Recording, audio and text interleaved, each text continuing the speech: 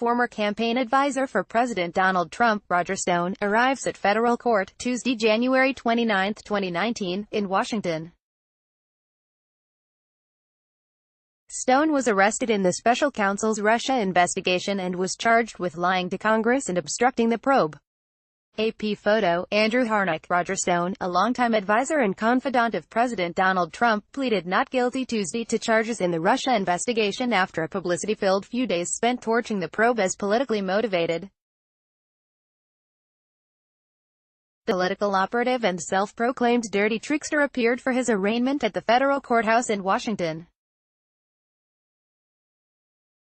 He faces charges that he lied to lawmakers, engaged in witness tampering and obstructed a congressional investigation into possible coordination between Russia and Trump's 2016 presidential campaign. Stone made no public statements as he arrived for the hearing in a black SUV. He waved to a small crowd of supporters chanting that he did nothing wrong and holding up glowing photos of him. And he largely ignored a group of protesters yelling, "Lock him up," and carrying signs reading, "Dirty Traitor." Stone was arrested early Friday at his Florida home.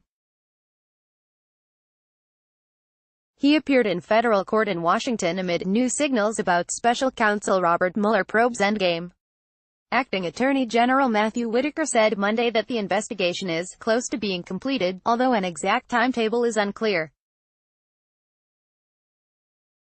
Mueller's continued interest in hearing from Stone aide Andrew Miller, who is fighting the grand jury subpoena, indicates the special counsel could be pursuing additional criminal charges against Stone or others related to WikiLeaks' release of hacked material during the 2016 election. A self-described dirty trickster, Stone is the sixth Trump aide charged in Mueller's investigation.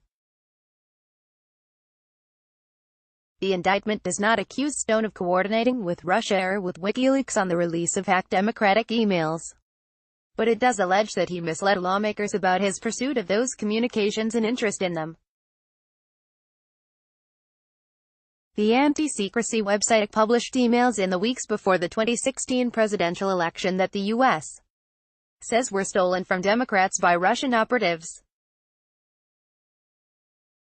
Stone, who has alleged without evidence that the FBI used Gestapo tactics in arresting him, said he did nothing more than exercise his First Amendment rights to drum up interest with voters about the WikiLeaks disclosures. He said he never discussed the issue with Trump. "That's what I engaged in. It's called politics and they haven't criminalized it, at least not yet," Stone said Sunday on ABC's This Week. "All I did was take publicly available information and try to hype it to get it as much attention as possible, because I had a tip. The information was politically significant and that it would come in October," he added.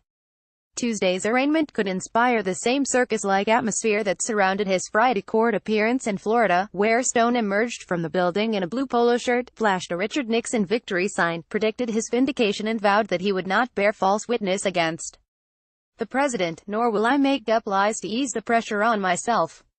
It's unclear whether Mueller's prosecutors will look to have Stone locked up pending trial or whether they will simply recommend conditions that would allow him to remain free on bond. It's also possible that U.S. Magistrate Deborah Robinson might impose a gag order to prevent Stone from discussing the case.